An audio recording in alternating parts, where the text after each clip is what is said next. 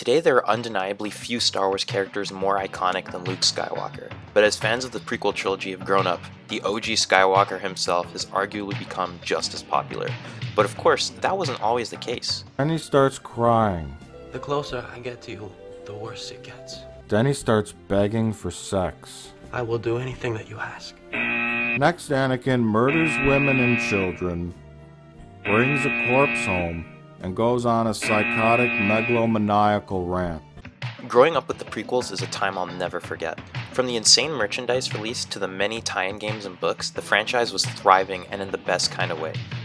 Before the dark times, before the Empire. As I was pretty sheltered from the bad side of the internet, I was completely unaware of the extreme vitriol leveled at the trilogy. And to be fair, a lot of so-called fans went overboard with it. George Lucas raped a childhood. Anakin was my favorite character. A young boy thrust into adventure, I immediately related to him after seeing The Phantom Menace. Once Attack of the Clones came out, I saw him as the ultimate badass. The green and blue double wield is the most metal shit ever. And once Revenge of the Sith was released, it was insane to see the character come full circle and become the Dark Lord of the Sith he was destined to be. It wasn't until 2010 that I began to see all the hate online, especially on YouTube.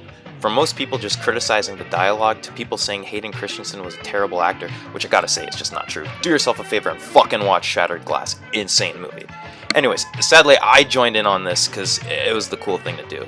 Deep down I still love the films, but I went as far to even make a review for episode 2 where I unequivocally lambasted it and tore it a fucking new one. Recently, while watching this, I skipped all the scenes with Padme and Anakin because they're just awful. I still question to this day why the movie's called Attack of the Clones. There's not much of an attack, and they only appear in the last 10 minutes, and there's just a bit of action with them. I think this movie should have been called Star Wars Episode 2. Boring romantic bullshit. With the rise of prequel memes, love for those films had finally arrived, with many of the kids who grew up with them began to appreciate the brilliant world building, creative action sequences, and the inspired symbolism.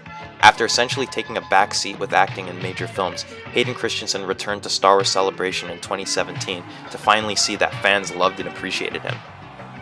From being one of the most hated characters to arguably one of the most beloved must be a surreal thing for him.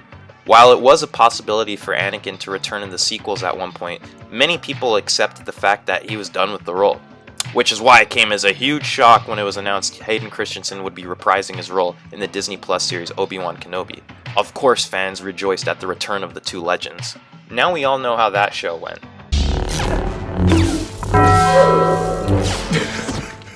Despite being a mess of mediocrity and making some very questionable creative choices. How is anyone believing that this random lump inside this guy's coat is just normal? There were some great emotional moments and fun action, but the biggest surprise was seeing Hayden and Ewan McGregor together as master and apprentice one last time. Which is why it came as a shock once again that Anakin was coming back in Ahsoka. Like the Obi-Wan series, Ahsoka suffers from some weak writing at times, but to a lesser degree. But hey, at least it had so much passion put into it, unlike the former series, which kinda felt like a cash grab. Hell, even Andor had a bigger budget and way more care put into it, which was wild considering that show had such an uphill battle to gain an audience. Having grown and matured over all these years, Hayden Christensen returned as Anakin with a powerhouse performance, being more charming than ever and really selling the balance between light and dark. Even after all these years, he doesn't miss a beat in the lightsaber choreography. Anakin's mentorship with Ahsoka is a huge highlight of the Clone Wars series, so to see it in live action is such a treat. Both the fan and critical reception to his return was overwhelmingly positive. While it continues to be a serious problem where Disney over-relies on nostalgia to distract from middling writing, Anakin's return in both Obi-Wan and Ahsoka made perfect sense. With a newfound respect for the character that has taken over a decade, it warms my heart knowing Anakin Skywalker and Hayden Christensen will continue to be viewed as absolute legends within the Star Wars fandom for years to come. Man, you guys sure know how to make a guy feel good. That was very nice, thank you. We do. I love you guys too.